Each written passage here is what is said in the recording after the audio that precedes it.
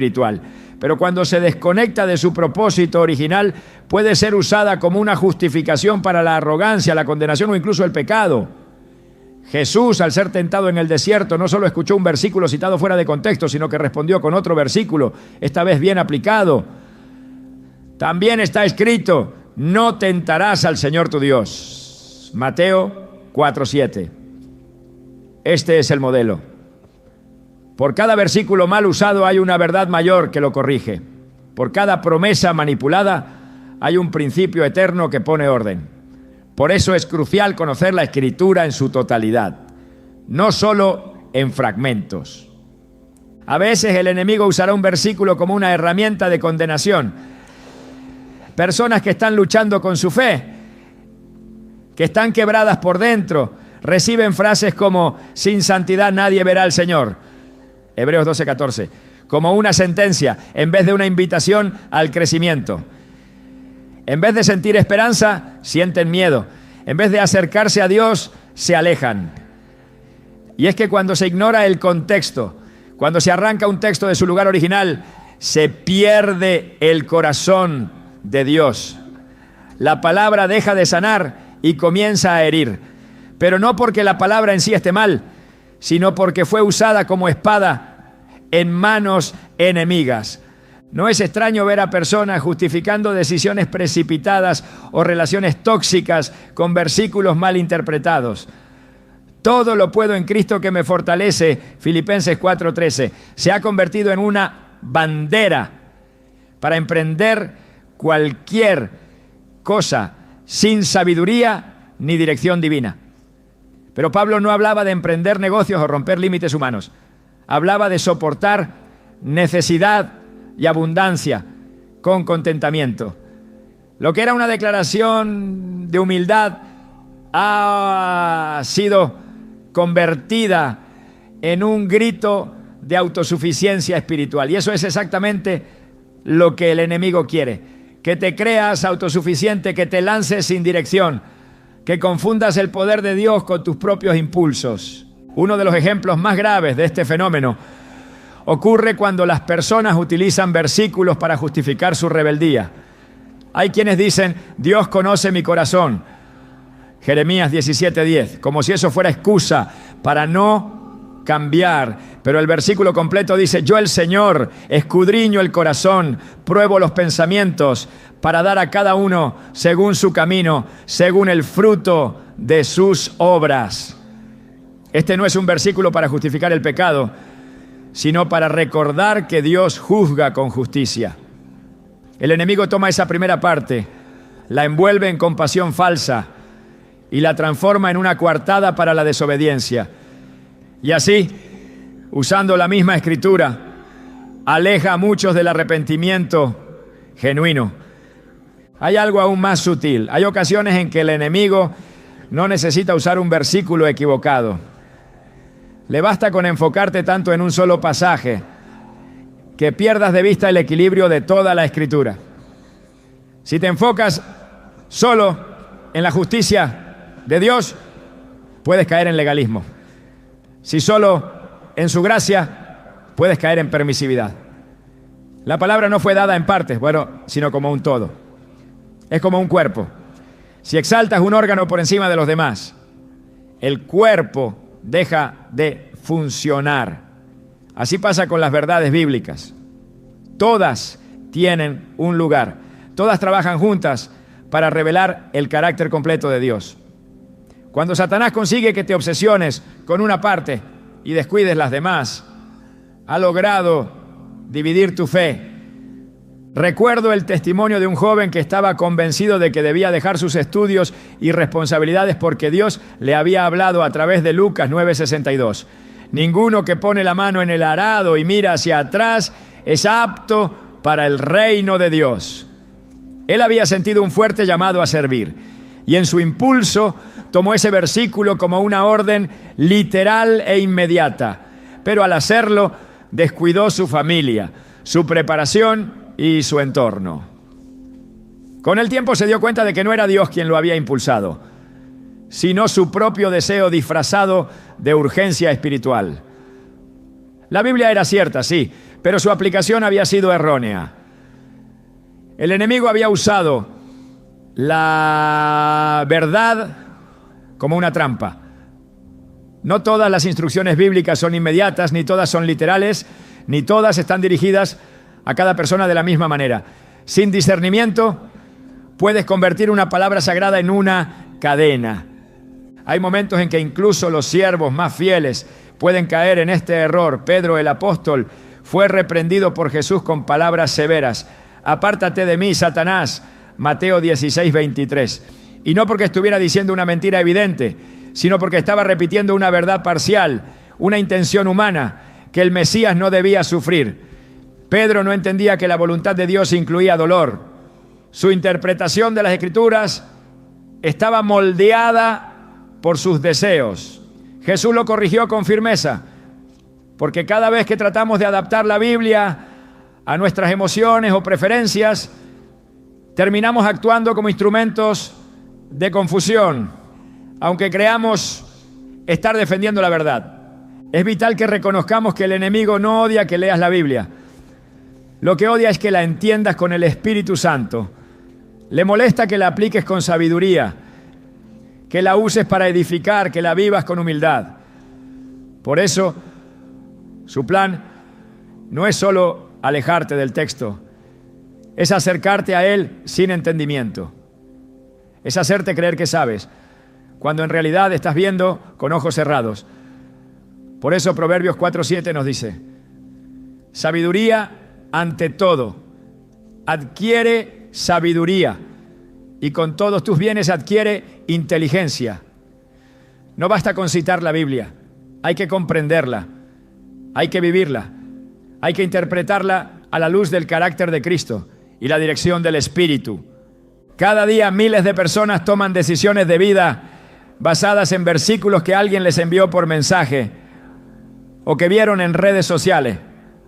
Y aunque Dios puede hablarnos así, también es cierto que muchas veces esas palabras están fuera de lugar, fuera de contexto y fuera del tiempo de Dios. ¿Cuántos matrimonios se han iniciado porque alguien dijo: lo que Dios unió no lo separe el hombre, sin saber si en verdad fue Dios quien unió? ¿Cuántos negocios se han emprendido bajo el sé fuerte y valiente, sin consultar si ese era el camino? El enemigo celebra cada vez que alguien corre detrás de una promesa sin fundamento, porque sabe que cuando esa promesa se rompe, la fe también tiembla. La palabra de Dios no es una varita mágica ni un libro de hechizos. Es una revelación progresiva, viva, activa y penetrante. Hebreos 4:12 lo afirma: porque la palabra de Dios es viva y eficaz, y más cortante que toda espada de dos filos. Y como toda espada, puede herir si no se maneja con cuidado. En manos del Espíritu, corta para sanar. En manos del enemigo, corta para destruir. Por eso debemos temblar ante la responsabilidad de citarla, enseñarla y vivirla. Porque no se trata solo de lo que dice, sino de cómo y por qué lo dice. Si has vivido alguna vez una decepción espiritual basada en una promesa bíblica mal interpretada, no estás solo. Muchos han sentido ese vacío, pero hoy es el momento de volver a la fuente, no con miedo, sino con hambre de verdad. Pide al Espíritu Santo que te guíe. Pide que te muestre no solo el texto, sino el contexto. No solo el versículo, sino el corazón de Dios detrás de él. Porque cuando entiendes la palabra en su totalidad, cuando la vives desde el amor, la justicia y la gracia, se convierte en un faro. Ya no es un arma de confusión, sino una brújula que te lleva directo al corazón del Padre. Cuando el conocimiento de la palabra se separa del Espíritu que la inspiró, lo que debería ser vida se convierte en piedra. La Biblia, sin el soplo divino que la anima, puede transformarse en un instrumento de juicio, condenación y orgullo espiritual. Jesús lo advirtió con firmeza en Juan 5:39 a 40. Escudriñáis las Escrituras, porque a vosotros os parece que en ellas tenéis la vida eterna, y ellas son las que dan testimonio de mí, y no queréis venir a mí para que tengáis vida. El Señor no criticaba la búsqueda del texto, sino el rechazo de la presencia viva detrás de ese texto. Cuando el estudio bíblico se vuelve un fin en sí mismo, se pierde el corazón de Dios. Los fariseos eran expertos en la Escritura. Conocían cada pasaje, cada mandamiento, cada letra de la ley. Pero al enfrentar a Jesús lo acusaron, lo cuestionaron y finalmente lo crucificaron. ¿Cómo es posible que quienes más conocían la palabra no reconocieran al Verbo hecho carne? Porque la letra sin el Espíritu endurece. La letra sin la revelación divina se vuelve ley muerta. 2 Corintios 3:6 lo dice con claridad. La letra mata, mas el Espíritu vivifica. Este no es un llamado a ignorar la Biblia, sino una advertencia urgente. El conocimiento intelectual de la palabra no garantiza intimidad con Dios. El enemigo conoce esta debilidad humana. Sabe que la mente puede llenarse de información, mientras el corazón permanece seco. Por eso su táctica no siempre consiste en alejarte de la Escritura, sino en empujarte a estudiarla desde la soberbia, desde la autosuficiencia, desde una posición de juicio. Así, el que debería ser transformado por la palabra se convierte en juez de los demás. Así, el que debería ser humilde siervo se convierte en religioso inflexible. Y en ese estado, la Biblia se vuelve un escudo que bloquea al espíritu, en lugar de una espada que discierne el alma. En Mateo 23, Jesús pronuncia una serie de denuncias contra los escribas y fariseos. En el versículo 27 declara: «Ay de vosotros, escribas y fariseos hipócritas, porque sois semejantes a sepulcros blanqueados, que por fuera y por a la verdad se muestran hermosos, mas por dentro están llenos de huesos de muertos y de toda inmundicia». Estas palabras no se dirigían a los ignorantes de la ley, sino a sus más fervientes defensores. La apariencia de santidad era impecable. Las palabras eran correctas, pero faltaba el Espíritu. Y donde falta el Espíritu, reina la muerte. Este tipo de religiosidad endurecida es uno de los disfraces más eficaces del diablo. Una persona puede vivir convencida de que sirve a Dios, mientras en realidad está alimentando su propio ego. Puede citar versículos para corregir a otros, mientras su corazón permanece lleno de juicio y vacío de compasión. Puede exigir santidad sin mostrar misericordia. Puede defender la verdad mientras niega el amor.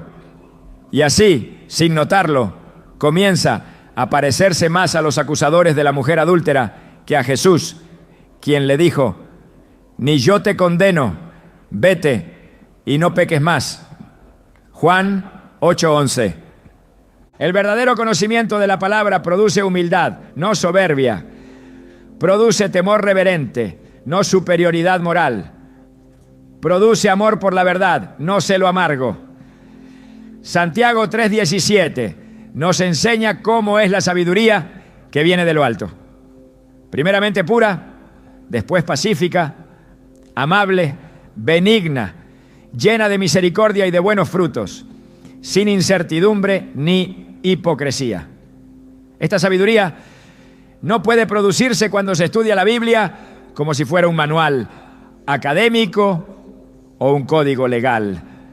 Solo brota cuando el corazón se postra y el Espíritu revela.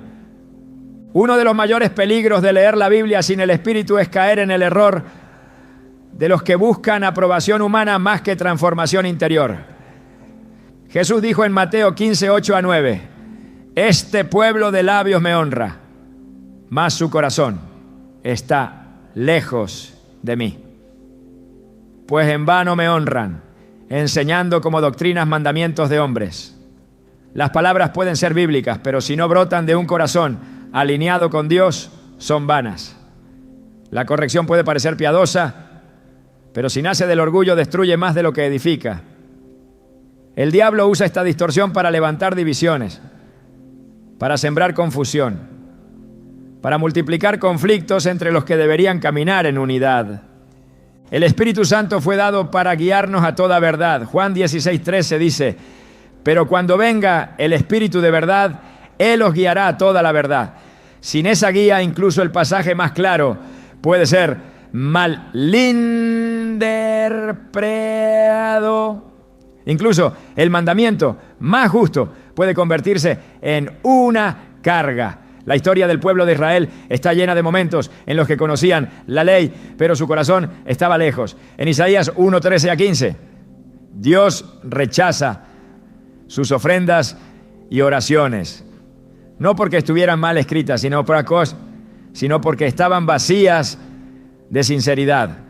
El conocimiento sin comunión provoca abominación, no adoración. En tiempos modernos, la tentación de usar la Biblia como un instrumento de control o manipulación sigue viva. La letra sin el espíritu permite justificar actitudes impías con fundamentos bíblicos. Se puede imponer silencio donde Dios quiere libertad. Se puede establecer jerarquías donde Cristo predicó servicio. Se puede prohibir lo que Dios nunca condenó y tolerar lo que Él aborrece, si la interpretación está desconectada del corazón del Evangelio. La Escritura fue dada como un espejo del alma, no como un látigo. Y donde falta el Espíritu, el espejo se rompe y el látigo se levanta. Jesús afirmó: el Espíritu es el que da vida, la carne para nada aprovecha. Las palabras que yo os he hablado son espíritu y son vida. Juan 6:63. Aquí está la clave. La palabra sin el espíritu no transforma, solo informa.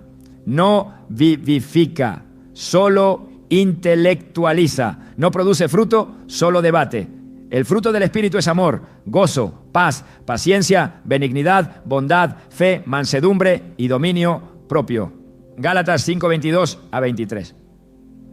Ninguna lectura bíblica que no conduzca a estos frutos puede considerarse completa. Ninguna defensa de la verdad que no contenga amor puede considerarse fiel. En la carta a los Romanos, Pablo aborda este problema con precisión. Romanos 2:17-24 habla de aquellos que se glorían en la ley, enseñan a otros, pero deshonran a Dios con sus actos. En el versículo 24 dice: porque como está escrito, el nombre de Dios es blasfemado entre los gentiles por causa de vosotros. Este es el resultado de la religión sin revelación. Se convierte en escándalo. La Escritura, en lugar de atraer a las almas, las aleja. El conocimiento sin transformación se vuelve ruido. Y el diablo se complace cuando la verdad de Dios es usada para justificar la hipocresía. Aún los discípulos de Jesús tardaron en entender esta verdad. En Lucas 9:54-55, cuando los samaritanos rechazaron a Jesús, Santiago y Juan preguntaron: Señor, ¿quieres que mandemos que descienda fuego del cielo, como hizo Elías y los consuma? La respuesta de Jesús fue clara.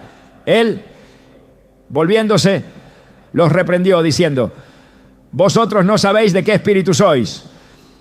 El problema no era la cita de Elías, era el espíritu detrás del deseo.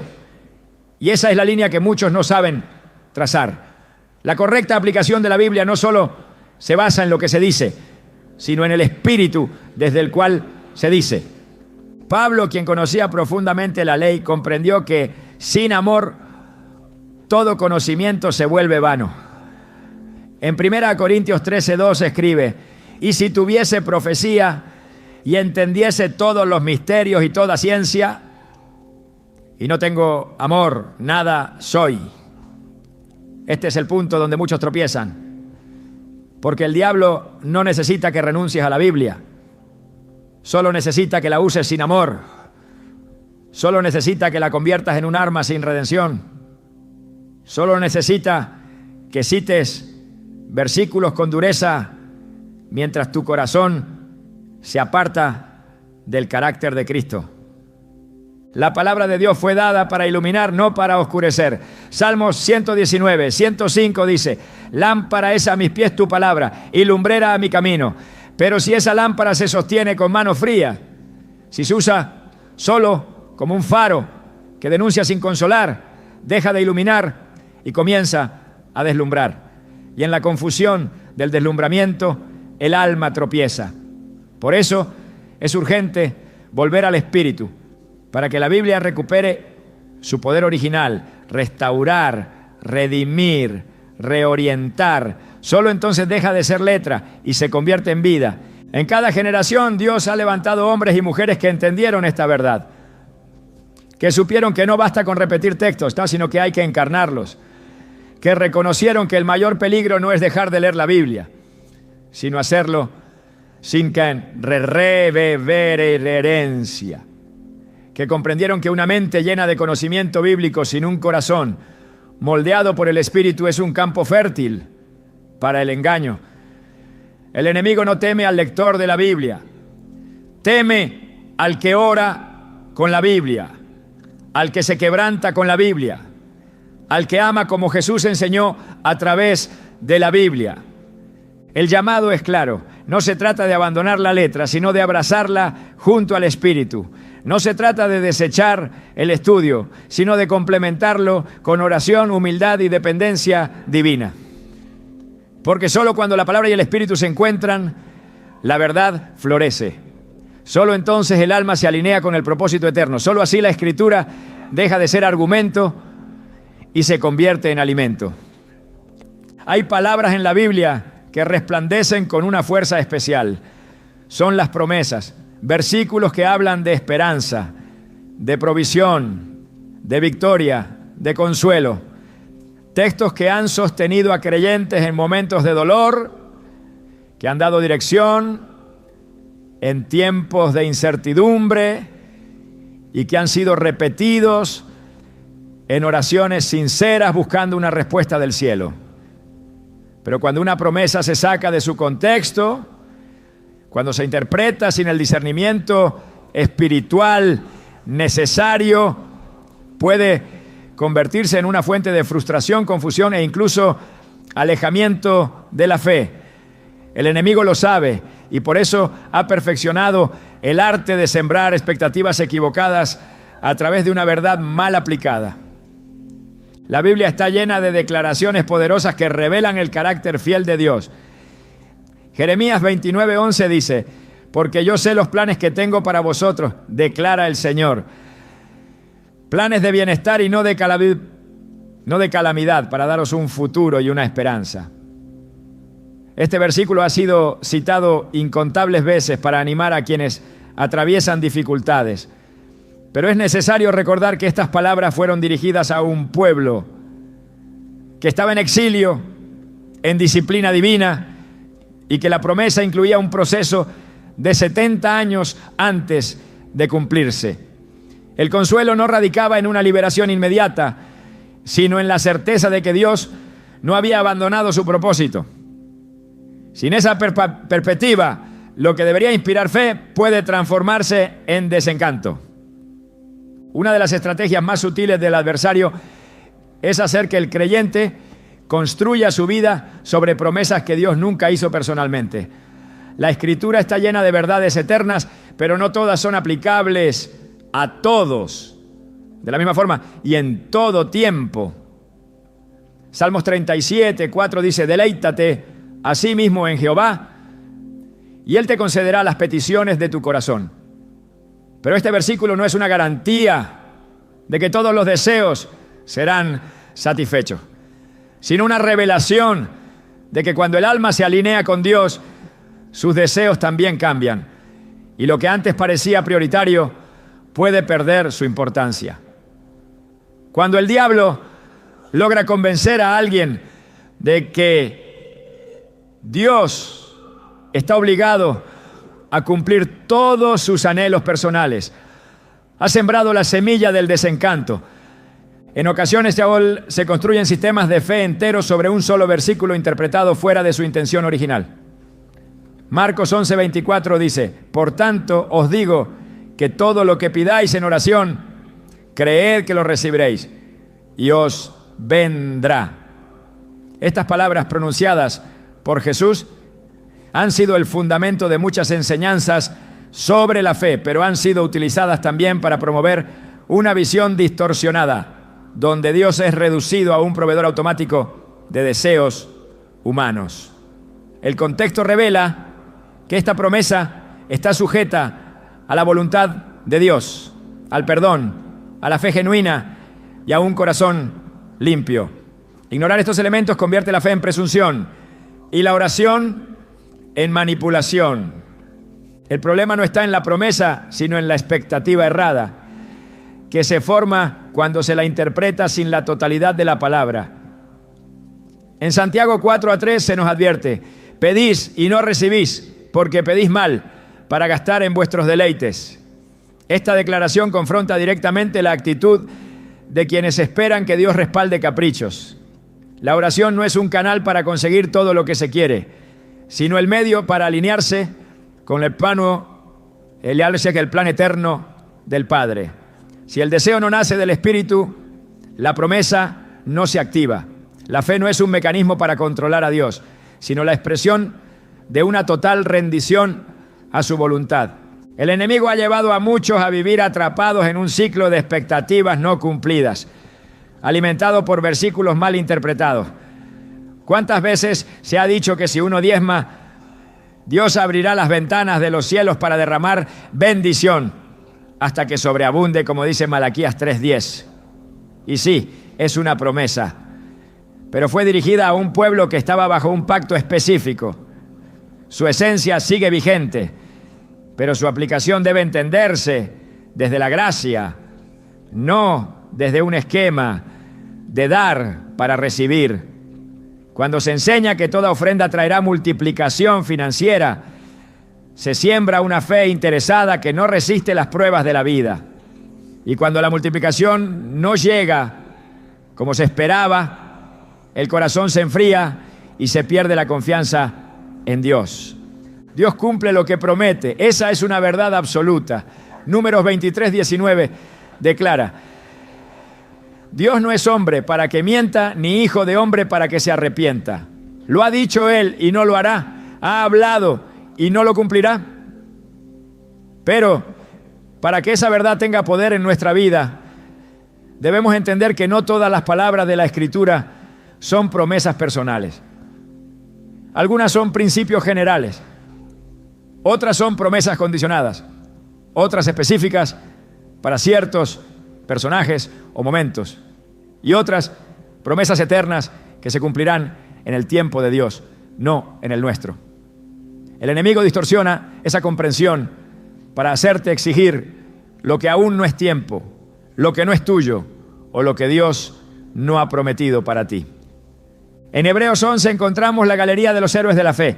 Muchos de ellos recibieron lo prometido, pero también se nos dice que todos estos, aunque alcanzaron buen testimonio mediante la fe, no recibieron lo prometido. Versículo 39. No porque Dios fallara, sino porque la promesa apuntaba a algo más grande, más eterno. La fe no se mide por lo que obtienes, sino por la confianza que mantienes cuando no ves resultados inmediatos. Esta es una verdad que el enemigo intenta ocultar. Quiere que relaciones tu fidelidad con Dios al cumplimiento rápido de tus peticiones.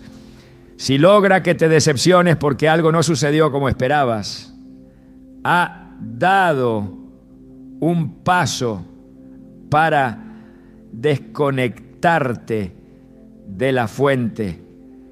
Las promesas de Dios son inquebrantables, pero requieren discernimiento espiritual para aplicarlas correctamente. En 2 Pedro 1:4 se nos dice que nos han sido dadas preciosas y grandísimas promesas para que por ellas llegaseis a ser participantes de la naturaleza divina. El propósito de cada promesa es transformarnos, no solo complacernos. Cuando se comprende esto, la Escritura deja de ser un catálogo de deseos y se convierte en una guía para la santidad. Cada promesa se convierte en un puente hacia la voluntad de Dios, no en una puerta hacia la autosatisfacción. Y ese es precisamente el punto que el enemigo quiere borrar. Hay quienes abandonan su propósito porque se sintieron traicionados por una promesa que malinterpretaron. Esperaban que todo saliera fácil porque Dios pelea por ti. Confiaban en que ningún arma forjada prosperaría contra ellos, como dice Isaías 54:17. Pero ignoraron que este pasaje hablaba a un pueblo en restauración, con una misión espiritual, no de una garantía para evitar problemas. La fidelidad de Dios no siempre significa ausencia de conflictos, sino victoria en medio de ellos.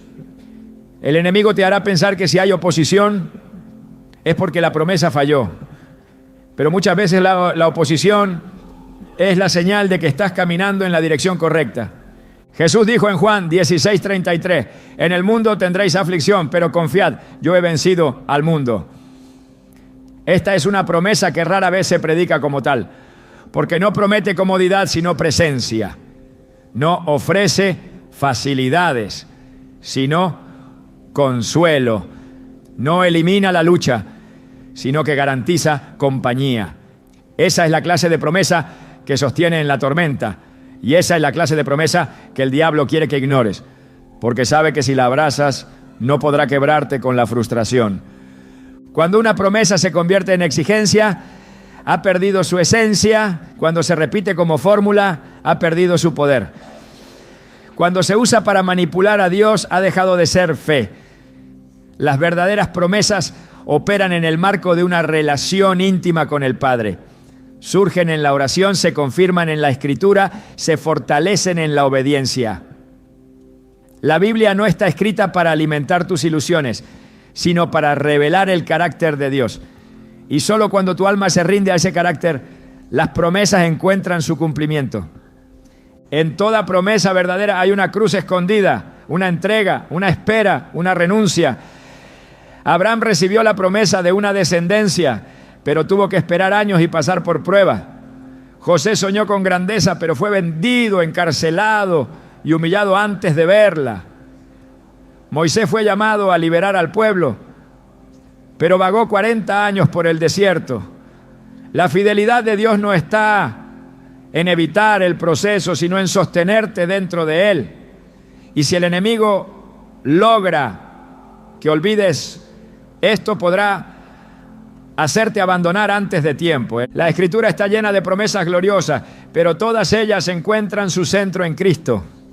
2 Corintios 1:20 declara, porque todas las promesas de Dios son en Él sí y en Él amén, por medio de nosotros, para la gloria de Dios. Esta es la clave. Toda promesa encuentra su verdad plena en Jesús, y si lo que estás esperando no te acerca más a Él, si no refleja su gloria, si no produce fruto eterno, es posible que estés persiguiendo una ilusión, no una promesa divina. El enemigo quiere que centres tu fe en resultados, no en Cristo. Pero el evangelio verdadero no gira en torno a lo que Dios puede darte, sino a lo que Él ya te dio en su Hijo. Por eso el mayor escudo contra el engaño de las promesas mal aplicadas es la rendición total. Es orar como Jesús oró. Padre, si quieres, pasa de mí esta copa, pero no se haga mi voluntad sino la tuya. Lucas 22:42. Esa es la oración que el diablo teme, porque no puede manipular a quien se ha rendido. No puede desilusionar a quien ha entregado sus expectativas en el altar. No puede destruir a quien ha hecho de la obediencia su deleite.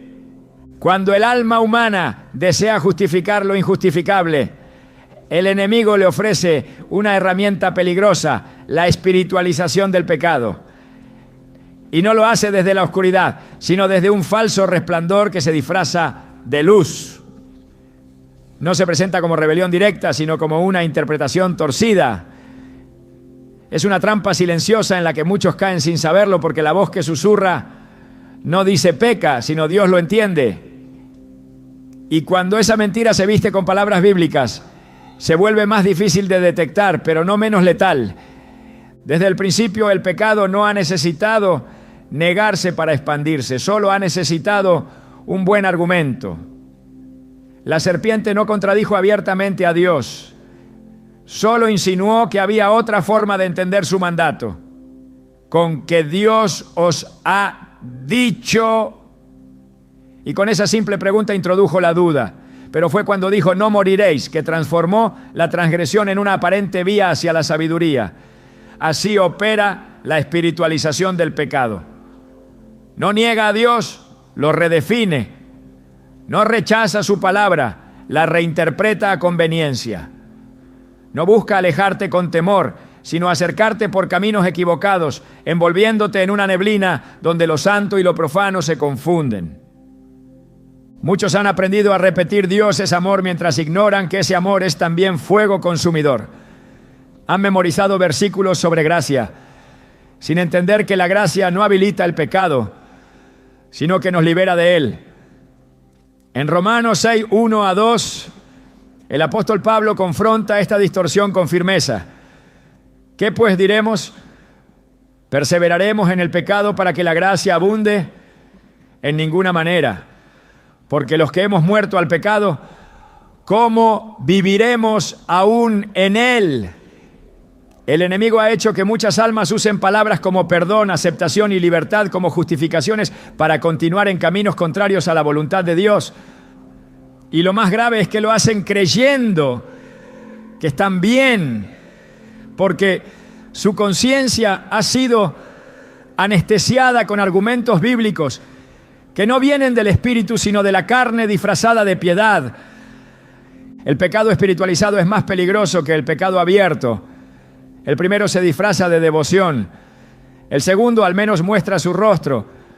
Pero cuando una transgresión se ampara en un versículo, cuando la desobediencia se envuelve en retórica religiosa, la conciencia ya no siente urgencia de arrepentirse, se adormece. Y en ese estado, el alma pierde el sentido del temor de Dios, que es el principio de la sabiduría. Proverbios 16, 25 advierte: hay camino que parece derecho al hombre, pero su fin es camino de muerte. La Biblia no se escribió para ser utilizada como un escudo contra la reprensión del espíritu, sino como una espada que penetra hasta lo más profundo del corazón. El enemigo ha inspirado argumentos que suenan espirituales, pero que están construidos sobre arenas movedizas. No soy perfecto, solo humano, se dice, como si la humanidad fuera licencia para pecar. Dios me ama tal como soy, se proclama, sin recordar que ese amor exige transformación. El Evangelio no es un mensaje de conformismo, sino de cambio radical. La cruz no fue colocada para que nos quedemos como estamos, sino para que muramos al yo y vivamos para Dios. Gálatas 2:20 lo declara con poder. Con Cristo estoy juntamente crucificado, y ya no vivo yo, mas vive Cristo en mí. Cualquier argumento que use la Biblia para excusar el pecado sin confrontar el corazón es un eco del adversario. El alma que quiere seguir en pecado encontrará en las Escrituras un versículo mal usado que le dé permiso. Esa es la artimaña. No hay falta que no pueda ser encubierta con un texto mal interpretado. El adulterio se disfraza de amor verdadero. La deshonestidad se justifica como sabiduría práctica. El orgullo se presenta como sana autoestima. Y la ira se ve como celo por la verdad. Pero Dios no se impresiona por nuestras justificaciones. Él pesa los corazones, no las palabras. En Jeremías 17, 9 a 10 se nos revela: engañoso es el corazón, más que todas las cosas, y perverso. ¿Quién lo conocerá? Yo, Jehová, que escudriño la mente, que pruebo el corazón, para dar a cada uno según su camino. no hay argumento que lo engañe. No hay versículo que oculte el verdadero motivo. La espiritualización del pecado lleva al alma a convencerse de que no necesita cambiar. Es una cárcel construida con frases piadosas, adornada con versos memorables, pero carente de la presencia transformadora del Espíritu Santo. Cuando Jesús predicaba, no lo hacía para tranquilizar conciencias adormecidas, sino para despertarlas. No decía, ven como eres, sin añadir, y no peques más. Cuando enfrentó a los religiosos de su tiempo, no lo hizo porque eran pecadores peores, sino porque habían convertido lo sagrado en refugio para su doble vida.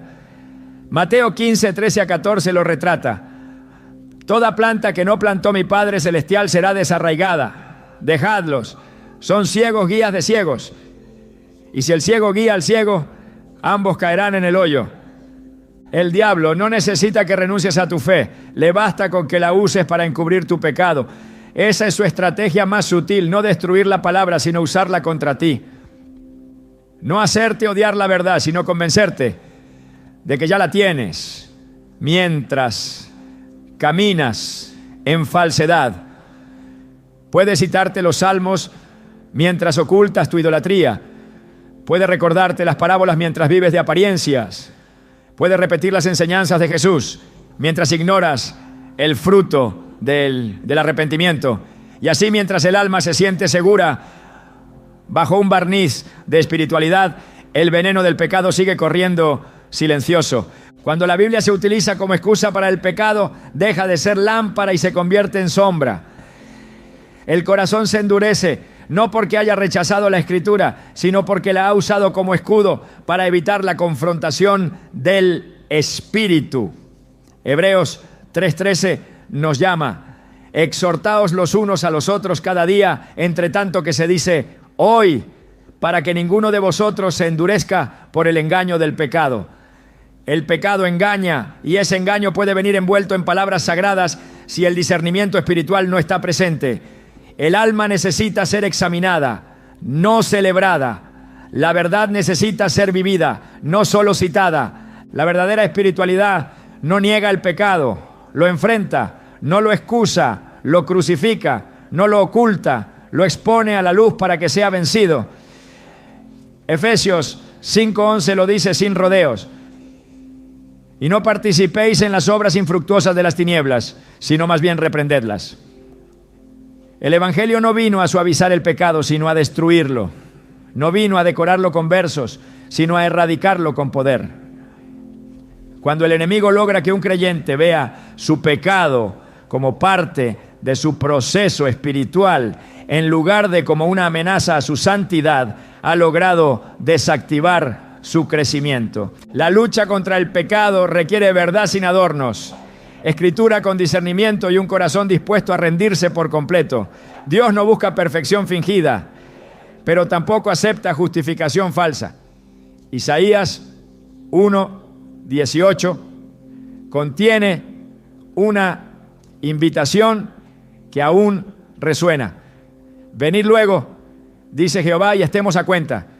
Si vuestros pecados fueren como la grana, como la nieve, serán emblanquecidos.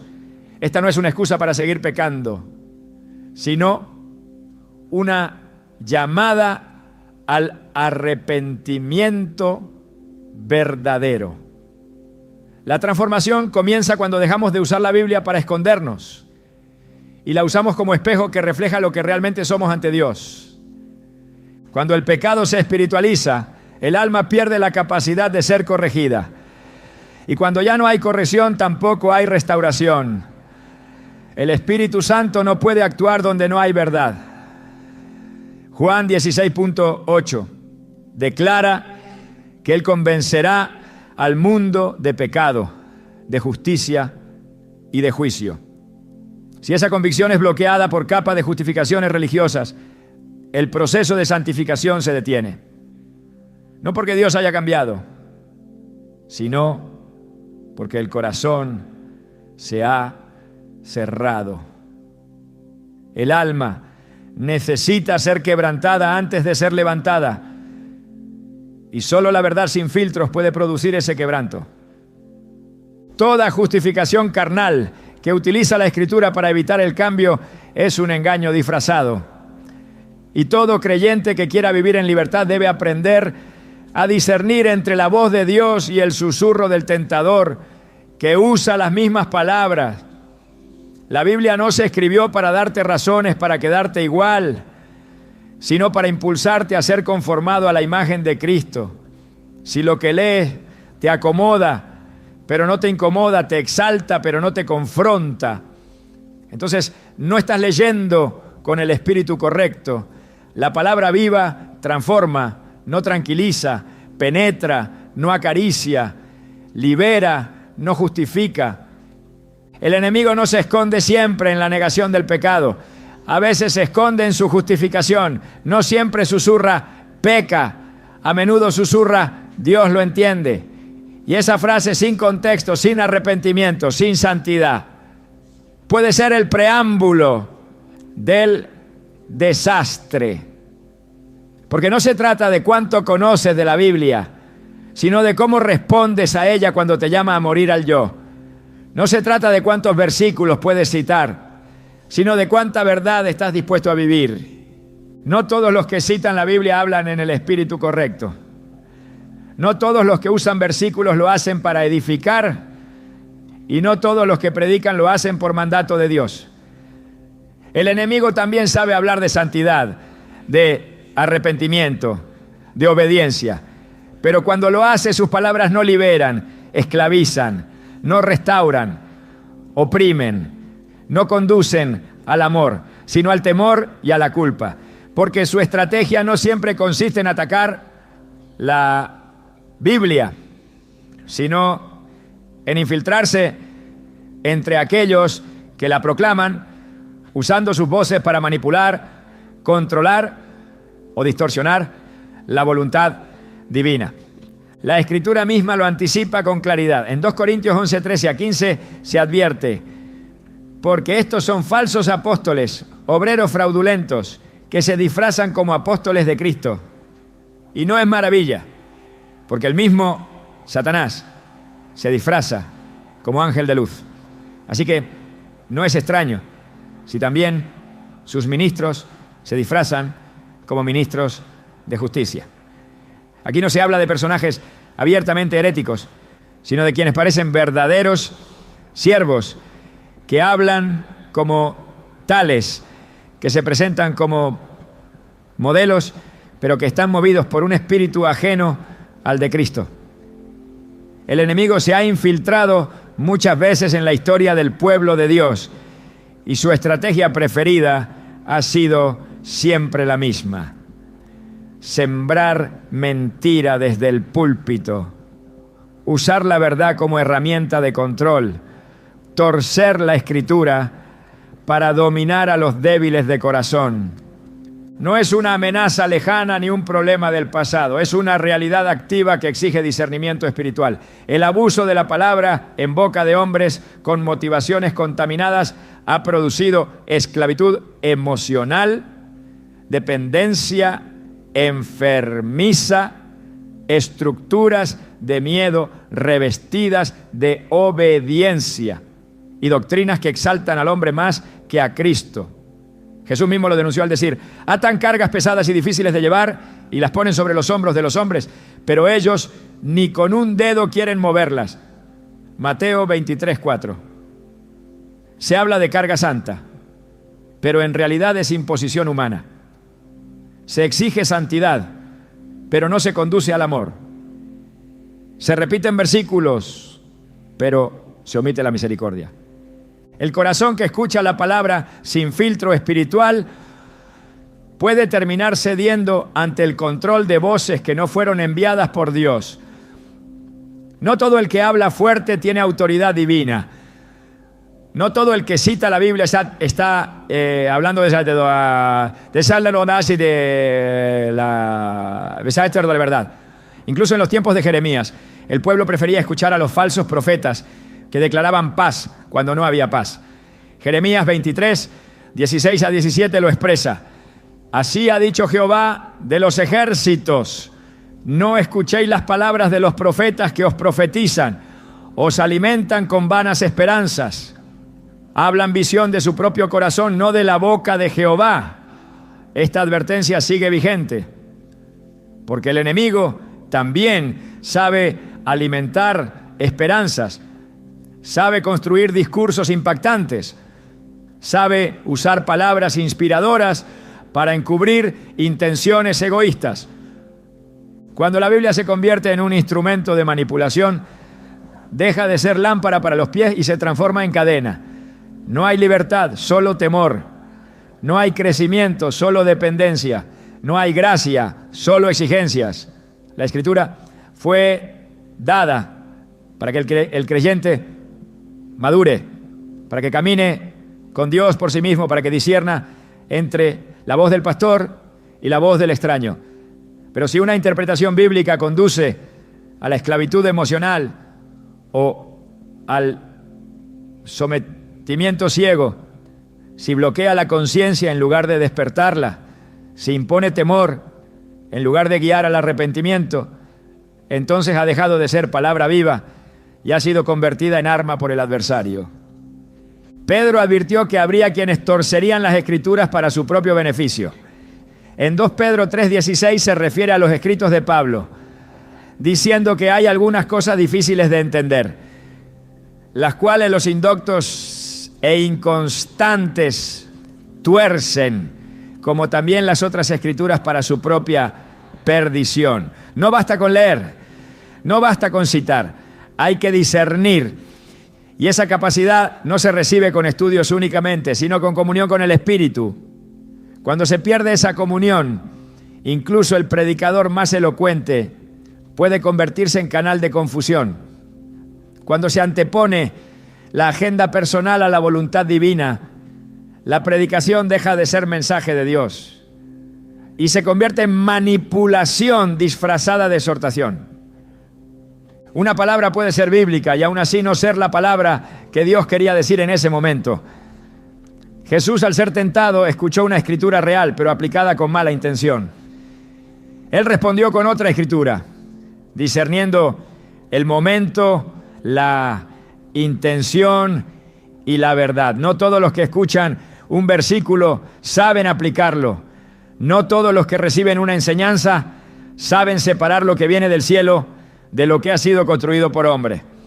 Y cuando esa distinción no se hace, el alma queda expuesta a la manipulación.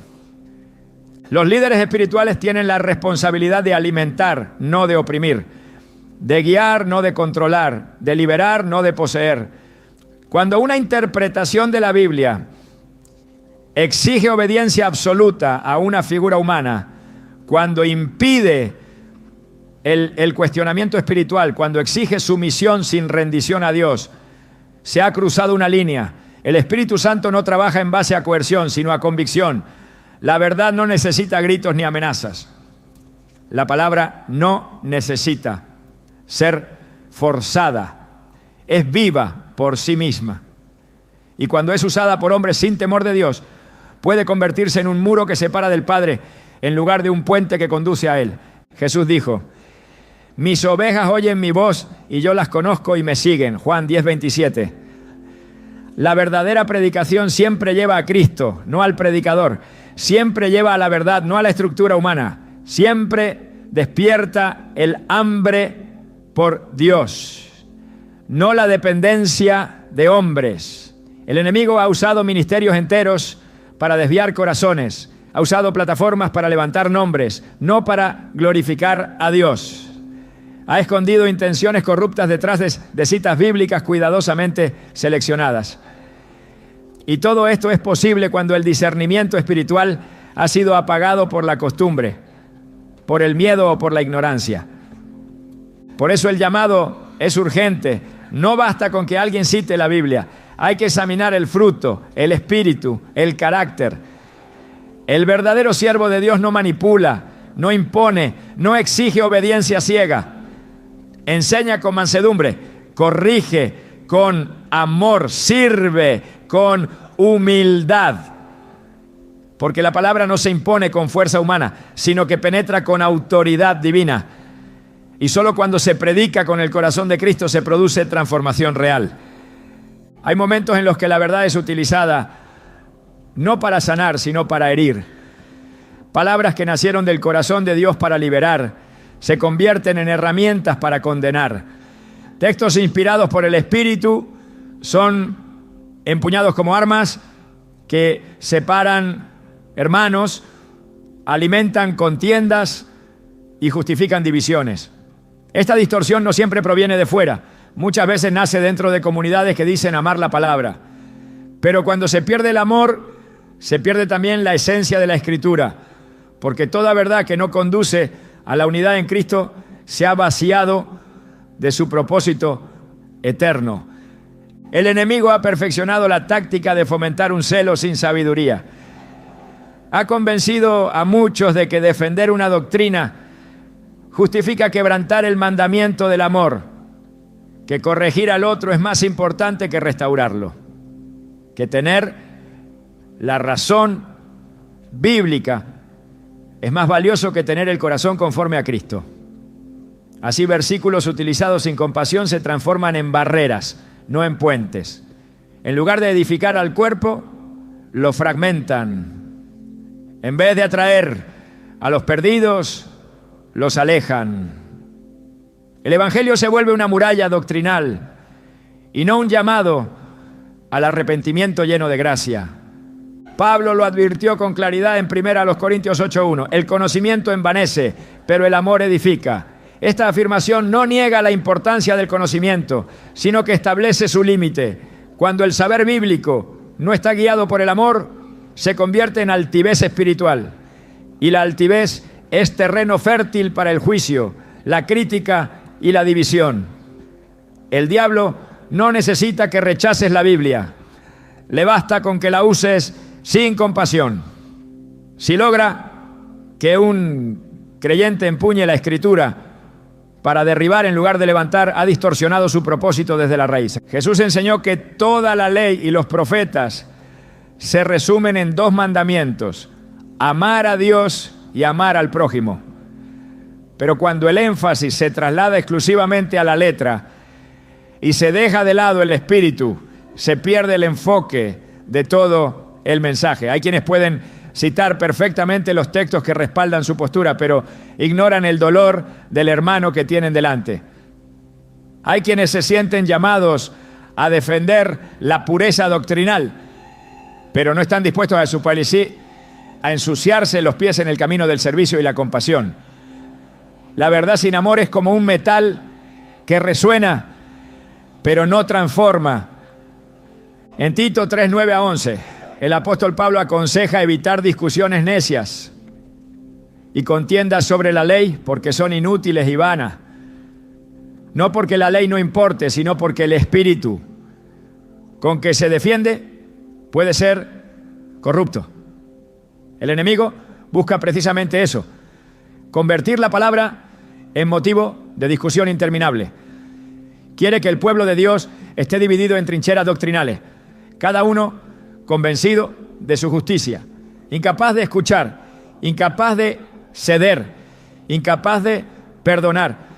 Y cuando esto ocurre, la Escritura deja de ser lámpara para los pies y se convierte en espada contra el hermano. El mensaje de la cruz es profundamente ofensivo para la carne, pero profundamente restaurador para el espíritu.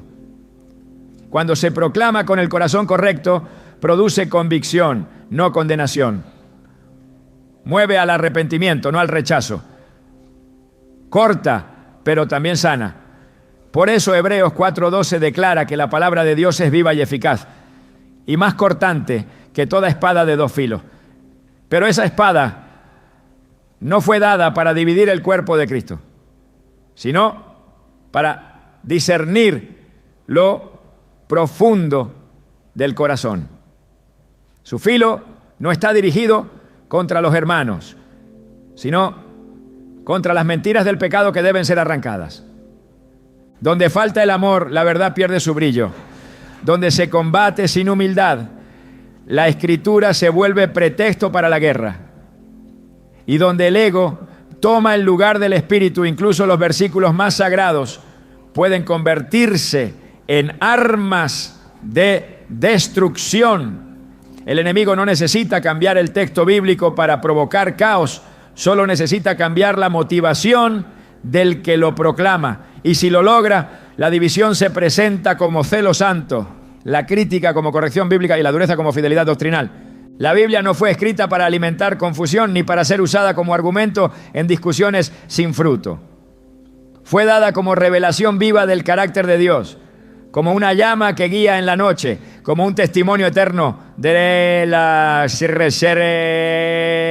redención. Pero ese poder puede corromperse cuando el corazón que la maneja no está rendido al Espíritu que la inspiró. No basta con saber lo que dice, hay que aprender a oír desde dónde lo dice Dios. Porque no es la tinta lo que transforma, sino la voz que susurra detrás de cada línea. A lo largo de la historia, los mayores errores espirituales no nacieron de la ausencia de escritura, sino de su manipulación.